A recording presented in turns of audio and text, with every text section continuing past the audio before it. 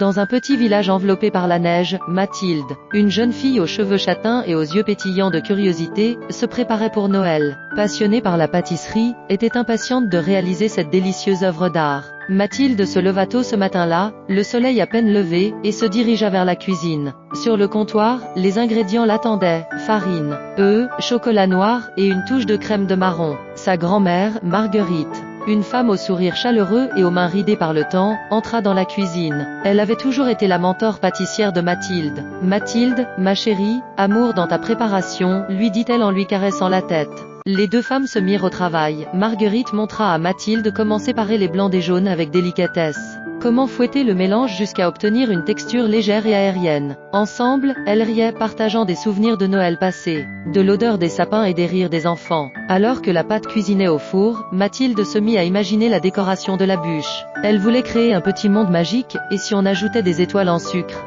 Marguerite approuva. Mathilde sortit la génoise du four, et elle la laissa refroidir avant de l'étaler avec une généreuse couche de crème au chocolat, la transformant en une bûche parfaite, en ajoutant les décorations. Le soir de Noël, la bûche trônait fièrement au centre de la table, entourée de bougies scintillantes. La famille de Mathilde s'assembla, amour et de joie. Quand elle coupa la première part, la génoise moelleuse et la crème fondante enchantèrent tous les convives. Mathilde, les joues rosies par la regarda sa grand-mère.